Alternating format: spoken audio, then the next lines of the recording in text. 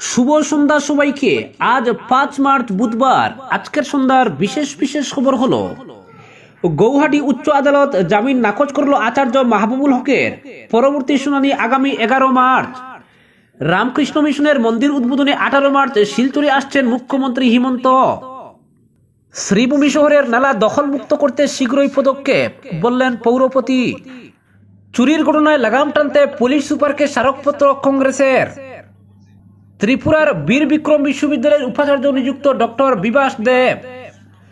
উত্তরাখণ্ডের ধর্মীয় স্থানে বাতিল হবে মদের দোকান। বৈরবী সাইরং নিউ রেললাইন প্রকল্পের পরিদর্শন জেনারেল ম্যানেজারের। চন্দ্রনাথপুর লঙ্কা দ্বিতীয় রেলপথের দাবিতে সুস্মিতার দ্বারস্থ সংগ্রাম কমিটি। এবং সর্বশেষ খবরটি হলো, পুনরায় বহাল হতেই ফের ডিলারের বিরুদ্ধে নানা অভিযোগ গ্রাহকদের। এবারে শুনুন বিস্তারিত খবর। শিলচর রামকৃষ্ণ মিশন সেবাশ্রমের নবনির্মিত মন্দিরের উদ্বোধন হবে আগামী 18 মার্চ মঙ্গলবার। এই অনুষ্ঠানে মুখ্য অতিথি হিসেবে উপস্থিত থাকবেন রাজ্যের মুখ্যমন্ত্রী হিমন্ত বিশ্ব শর্মা। বেলুড়ের রামকৃষ্ণ মঠ ও রামকৃষ্ণ মিশনের সভাপতি স্বামী গৌতমানন্দজি মহারাজের হাত ধরে নবনির্মিত মন্দিরটির দ্বারোদ্ঘাটন হবে। এই অনুষ্ঠানে উপস্থিত থাকবেন বেলুড় রামকৃষ্ণ মঠ ও রামকৃষ্ণ মিশনের সহ সভাপতি স্বামী গিরিশানন্দজি মহারাজ। পরবর্তী খবরটি হলো, বর্ষার আগমনের আগেই শ্রীভূমি শহরের ড্রেনেজ ব্যবস্থা নিয়ে মাঠে নামলেন পৌরপতি রবীন্দ্রচন্দ্র দেব। পৌরসভা এলাকার বরজেন্দ্র রোড বর্ষার সময় সব থেকে বেশি প্রভাবিত হয়। এই এলাকায় নৌকা চলাচলের মতো জল রাস্তার উপর থাকে। মানুষের ঘরের ভেতরে জল উঠে যায়। ঘর থেকে বেরোনো প্রায় দুঃসাধ্য হয়ে পড়ে নাগরিকদের। বিগত বছর বর্ষার সময় ওই এলাকায় জলে ঘরবন্দি অনেককে উদ্ধার করতে নামে এসডিআরএফ। দুর্যোগ মোকাবিলা বিভাগের নৌকা করে লোকজনকে নিরাপদের আস্তানায় নিয়ে যাওয়া হয়। ফলে এবার আগে থেকেই পদক্ষেপ নিচ্ছেন পৌরপতি। শ্রীভূমি শহরের 9, 10 এবং 11 নং ওয়ার্ডের জল নিষ্কাশনের ব্যবস্থা সরেজমিনে পরিদর্শন করেন তিনি। Brajendra road, Tilakchand road, MSP road প্রভৃতি এলাকার নালা দিয়ে জল সঠিকভাবে নিষ্কাশনের বিষয়টি খতিয়ে দেখেন পৌরপতি রবীন্দ্রচন্দ্র দেব। এদিন সকালে পৌরসভার এক্সিকিউটিভ অফিসার প্রীতম শর্মা, সংশ্লিষ্ট ওয়ার্ডের পুরো সদস্য যথাক্রমে শুভ্রকান্তি দাস পুরকায়স্থ, পূজা দাস ও রুমা দাসকে সঙ্গে নিয়ে পুরো এলাকা ঘুরে দেখেন।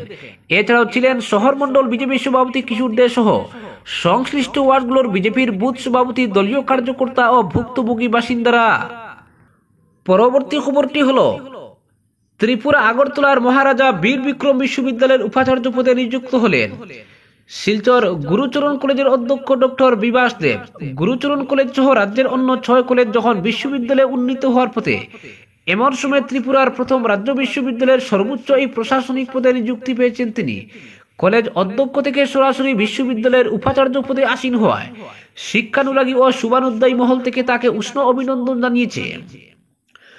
বোটানি বিভাগের অধ্যাপক পদে 1992 সালে গুরুচরণ কলেজে যোগ দেন ডক্টর বিভাস দেব। পরবর্তীতে বিভাগীয় প্রধান হন তিনি এবং তার নেতৃত্বে এই কলেজে বায়োটেকনোলজি বিভাগ চালু হয়।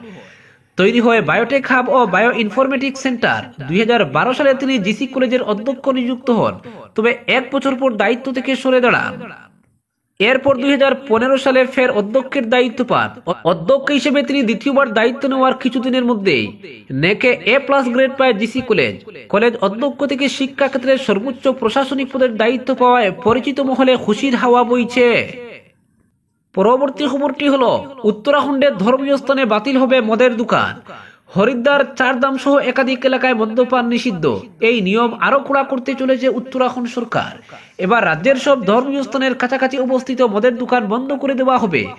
বাতিলও করা হতে পারে সেই সব দোকানের লাইসেন্স। এই লক্ষ্য নিয়ে সেখানে উত্তরাখণ্ডের আবগারি নীতিতে বদল নিয়ে আসা হচ্ছে। উত্তরাখণ্ড সরকার জানিয়েছে তারা ধর্মীয় স্থানের গুরুত্ব এবং পবিত্রতা বজায় রাখার দিকে জোর দিচ্ছে। এই কারণেই সেই রাজ্যে আবগারি নীতিতে বদল নিয়ে আসা হচ্ছে। সম্প্রতি উত্তরাখণ্ড রাজ্যের ক্যাবিনেট সিদ্ধান্ত নিয়েছে যে সেখানে সব ধর্মীয় স্থানের আশেপাশে থাকা যে সমস্ত মদের দোকানের লাইসেন্স আছে তা বাতিল করা হবে। এখন হরিদ্বারের হরকি পৌরী এবং ঋষিকেশ পৌরসভা এলাকার 7 কিলোমিটার ব্যাসার্ধের মধ্যে মদের দোকান করার ব্যাপারে নিষেধাজ্ঞা জারি আছে। এছাড়াও চারধাম এবং হেমকুণ্ড সাহিব এলাকায় মদ্যপান পুরোপুরি নিষিদ্ধ। কিন্তু কোন কোন জায়গাকে ধর্মীয় স্থান বলে চিহ্নিত করা হবে এবং কত দূর পর্যন্ত এলাকায় মদ বিক্রি করা যাবে না তা এখনো ঠিক করা হয়নি। এই জায়গা এবং দূরত্বের বিষয়টি খুব তাড়াতাড়ি ঠিক করে জানানো হবে বলে জানিয়েছেন এক আধিকারিক। নতুন যে নীতি আনা হচ্ছে তাতে জানানো হয়েছে নির্ধারিত মূল্যের বেশি দামে কেউ মদ বিক্রি করলে তার দোকানের লাইসেন্স বাতিল করা হবে। ক্রেতাদের অধিকার রক্ষার জন্য সেই রাজ্যের ডিপার্টমেন্টাল স্টোরগুলিতেও এই নীতি চালু হতে পারে। চলতি আর্থিক বছর ৫,০৬০ কোটি টাকা রাজস্ব আদায় করার লক্ষ্যমাত্রা নিয়েছিল আবগারি বিভাগ। পরবর্তী খবরটি হলো পাকিস্তানি গোয়েন্দা হস্তক্ষেপের তদন্তে ইন্টারপোলের সাহায্য নিতে পারে আসাম সিএম। আসামের মুখ্যমন্ত্রী বলেছেন এই তদন্ত এখন প্রাথমিক পর্যায়ে রয়েছে এবং এর ব্যাপারে কেন্দ্রীয় স্বরাষ্ট্রমন্ত্রী অমিত শাহকে আগেই জানানো হয়েছে। মুখ্যমন্ত্রী শর্মা বলেছেন এটি একটি অত্যন্ত সংবেদনশীল বিষয়, আমি স্বরাষ্ট্রমন্ত্রীকে এর ব্যাপারে জানিয়ে দিয়েছি। তিনি সাংবাদিকদের জানান এই বিষয়টি বর্তমানে এসআইটি তদন্ত করছে, তবে আমরা এটি নির্দিষ্ট সীমা পর্যন্তই তদন্ত করতে পারি।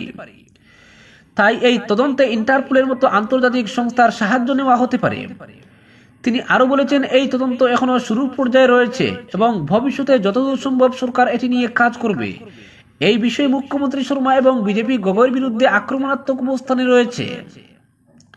এছাড়া উল্লেখযোগ্য যে 17 ফেব্রুয়ারি আসাম পুলিশ পাকিস্তানি নাগরিকের সোশ্যাল মিডিয়া মন্তব্যের তদন্তের জন্য এসআইটি গঠন করেছিল। আসলে শেখ পাকিস্তানের পরিকল্পনা কমিশনের পরামর্শদাতা এবং গগৈর ব্রিটিশ স্ত্রী এলিজাবেথ কুলবার্নের সাবেক সহযোগী ছিলেন।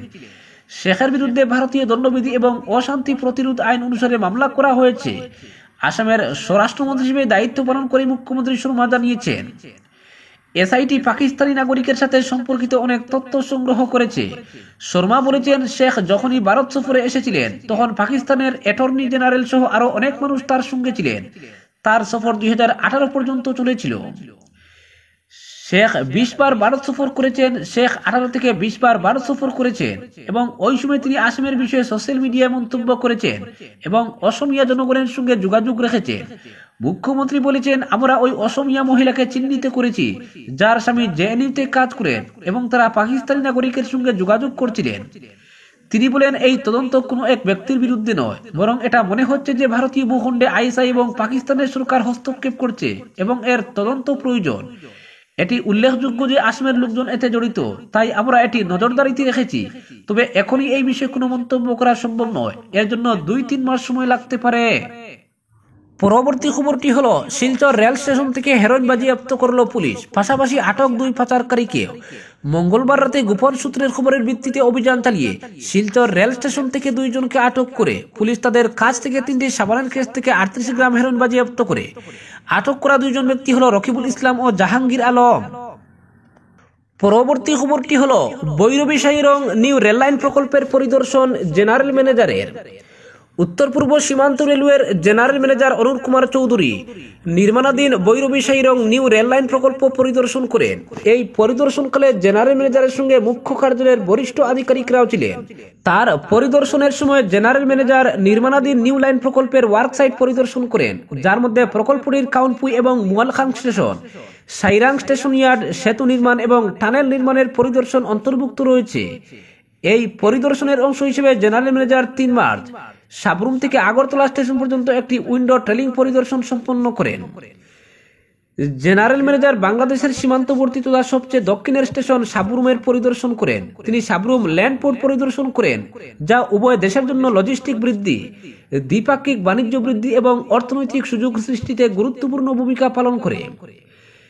জেনারেল ম্যানেজার ত্রিপুরার মুখ্যমন্ত্রীর সঙ্গেও দেখা করেন, যেখানে রাজ্যের রেলের উন্নয়নের জন্য বিভিন্ন প্রকল্পের অগ্রগতি নিয়ে আলোচনা করা হয়। উল্লেখ করা যেতে পারে যে মিজোরামের আইজলকে দেশের অন্যান্য অংশের সঙ্গে সংযুক্ত করা 51.38 কিলোমিটার দীর্ঘ বৈরবী সাইরং নিউ রেল লাইন প্রকল্পটি প্রায় সমাপ্তির পর্যায়ে রয়েছে। এই নিউ লাইন প্রকল্পটি 4টি সেকশনে বিভক্ত, যেমন বৈরবী হর্তকি, হর্তকি কাউনপুই, কাউনপুই মুয়ালখাং এবং মুয়ালখাং সাইরং। ভৈরবী হর্তকি নিউ লাইন সেকশনটি জুলাই 2024-এ চালু করা হয়েছে। উত্তর পূর্ব সীমান্ত রেলওয়ে প্রকল্পটি চালু করার প্রতিশ্রুতি পূরণের জন্য সব প্রচেষ্টা চালিয়ে যাচ্ছে। পরবর্তী খবরটি হলো করিমগঞ্জ শহরে ঘন ঘন চুরির ঘটনায় স্মারকপত্র দিল শহর মন্ডল কংগ্রেস। মন্ডল কংগ্রেস সভাপতি তাপস কান্তি পুরকায়স্থের নেতৃত্বে এক প্রতিনিধি দল পুলিশ সুপার পার্থ প্রতিম দাসের সঙ্গে সাক্ষাৎ করে তারা বলেন, একের পর এক বাড়িতে চুরি হচ্ছে অথচ পুলিশ ধরতে পারছে না। দিন দুপুরে পাঞ্জাব ব্যাংকের সামনে থেকে স্কুটি নিয়ে গেছে চোর। রাতে ঘরে লোকজন থাকার পরও চোর সামগ্রী নিয়ে যেতে চিন্তা করছে না। এভাবে চলতে থাকলে প্রশাসনের উপর আস্থা কমে যাবে জনগণের। পুলিশ প্রশাসন আরো কঠোর হাতে চোরদের দমন করতে আর্জি জানায় শহর মন্ডল কংগ্রেস। পুলিশ সুপার পার্থপ্রতিম দাস বলেন, পুলিশ চোরদের ধরতে আপ্রাণ চেষ্টা চালিয়ে যাচ্ছে। সম্পূর্ণ রাত পাহারা দিয়ে যাচ্ছে পুলিশ। একদিকে পাহারা চলতে থাকলে অন্যদিকে চোর তাদের কাজ চালিয়ে যায়। পুলিশ সুপার এ বিষয়ে জনগণের সহযোগিতা কামনা করেন। জনগণ সক্রিয় হয়ে উঠলে চোরদের করায়ত্ত করা সম্ভব হবে বলে উল্লেখ করেন তিনি। এদিকে পৌরপতি রবীন্দ্র দেব প্রতিটি বাড়িতে লাইট জ্বালিয়ে রাখার যে পরামর্শ দিয়েছেন তার কঠোর সমালোচনা করেছে শহর ব্লক কংগ্রেস। শহর কংগ্রেসের সভাপতি তাপসকান্তি পুরকায়স্থ বলেন, লাইট জ্বালিয়ে রাখার ফলে যে বাড়তি বিল আসবে সেটা কি শ্রীভূমি পৌরসভা পরিশোধ করবে? পৌরপতি যে পরামর্শ দিয়েছেন সেটা বলা যতটা সহজ, কার্যক্ষেত্রে করা অনেক কষ্টকর। কারণ লাইট জ্বালানোর ফলে বিল জনগণকে দিতে হবে। এছাড়া পৌরপতি পরামর্শ দিয়ে বলেছেন ওয়ার্ড সদস্যরা নিজের ওয়ার্ড থেকে কিছু লোক নিয়ে রাতে পাহারার ব্যবস্থা করতে। সে প্রসঙ্গে শহর কংগ্রেস সভাপতির প্রশ্ন, শহর সাফাই করতে যদি পৌরসভা লোক রাখতে পারে তাহলে রাতের পাহারার জন্য লোক রাখতে আপত্তি কোথায়? পৌরসভার তরফ থেকে লোক রাখা হলে অনেক বেকারের কর্মসংস্থান হবে। শহর কংগ্রেসের তরফ থেকে আরো অভিযোগ করে বলা হয়, পৌরসভা প্রায় প্রতি মাসে ড্রেন সাফাইয়ের নামে কাড়ি কাড়ি টাকা খরচ করে আসছে, কিন্তু এক পশলা বৃষ্টি দিলে শহর জলে ডুবে যায়। ফলে ড্রেন সাফাইয়ের নামে টাকা খরচ না করে রাতে পাহারার জন্য টাকা ব্যয় করলে জনগণের উপকারে আসবে বলে উল্লেখ করেন শহর ব্লক কংগ্রেস সভাপতি তাপসকান্তি পুরকায়স্থ। পরবর্তী খবরটি হলো, রাজ্যের খাদ্য এবং অসামরিক সরবরাহ বিভাগের মন্ত্রী লক্ষ্মীপুরের বিধায়ক খুদ বিভাগীয় মন্ত্রীর এলাকা লক্ষ্মীপুরে সরবরাহ বিভাগের কর্মকর্তাদের নমনীয় মনোভাবের জন্য ডিলারের বিরুদ্ধে কর্তব্য অবহেলা নিয়ে অভিযোগ উঠেছে। লক্ষ্মীপুর সরবরাহ বিভাগের পয়লা ফুলের ন্যায্য মূল্যের ডিলার মনিকা পালের লাইসেন্স 2.5 বছর সাসপেনশনের পর 2 মাস আগে পুনরায় বহাল করা হয়েছে। বহালের পর গত ফেব্রুয়ারি মাসে প্রথমবার ন্যায্য মূল্যের চাল গ্রাহকদের মধ্যে বিতরণ করেছেন মনিকা পাল। এবার মার্চ মাসের চাল বিতরণ চলছে। বিভাগীয় নিয়ম অনুযায়ী 1 তারিখ থেকে 10 তারিখের মধ্যে ন্যায্য মূল্যের চাল গ্রাহকদের মধ্যে বন্টন করা বাধ্যতামূলক। কিন্তু ন্যায্য মূল্যের ডিলার মনিকা পাল এ মাসের প্রথম ও দ্বিতীয় দিন দোকান বন্ধ রেখে দেন। গত 1 ও 2 মার্চ অর্থাৎ শনি ও রবিবার মনিকা পালের দোকান বন্ধ ছিল বলে কয়েকজন গ্রাহকের অভিযোগ। সরকারি নিয়ম অনুযায়ী 1 তারিখ থেকে 10 তারিখ পর্যন্ত ন্যায্য মূল্যের রেশন দোকান খোলা রাখা বাধ্যতামূলক, কিন্তু মনিকা পাল দায়িত্ব পালনে আবারও অবহেলা শুরু করেছেন বলে একাংশ গ্রাহক সংবাদ মাধ্যমের কাছে অভিযোগ তুলে ধরেছেন। রেশন ডিলার মনিকা পাল গ্রাহকদের চাল দিয়ে তাদের মেমো দেন না বলে অভিযোগ। এছাড়া ডিলার পাল গ্রাহকদের প্রাপ্য আটা দেন না বলে অভিযোগ করেছেন গ্রাহকরা। এদিকে এসব অভিযোগ খণ্ডন করে মনিকা পালের ভাই বিজন পাল বলেন, 2.5 বছর থেকে তাদের দোকান বন্ধ, সবেমাত্র সাসপেনশন প্রত্যাহার হয়েছে। বাড়াগুড়ি দোকান চালু করেছেন। আটা প্রসঙ্গ নিয়ে বিজন পাল বলেন, চন্দ্রপুর সমবায় সমিতি থেকে অতিরিক্ত মূল্য দিয়ে আটা ক্রয় করতে হয়, তাই তারা আটা দিতে রাজি নন। আটা সংক্রান্ত অভিযোগের বিষয়টি নিয়ে চন্দ্রপুর সমবায় সমিতির সচিবের বিরুদ্ধে পাল্টা অভিযোগ করেন বিজন পাল। মনিকা পাল বর্তমানে তার ন্যায্য মূল্যের দোকান একটি সিমেন্ট গোডাউনের পাশে চালু করেছেন। এতে চালের সঙ্গে সিমেন্টের মিশ্রণ ঘটছে বলে অভিযোগ। 2.5 বছর পর রেশন দোকান পুনরায় চালু হতেই আবারও অভিযোগ ডিলার মনিকা পালের বিরুদ্ধে। নির্ধারিত সময়ের মধ্যে দোকান কেন বন্ধ ছিল, স্টকে গরমিল, এ নিয়ে তদন্ত দাবি করেছেন একাংশ গ্রাহক। আজকের বিশেষ সংবাদ এখানেই সমাপ্ত।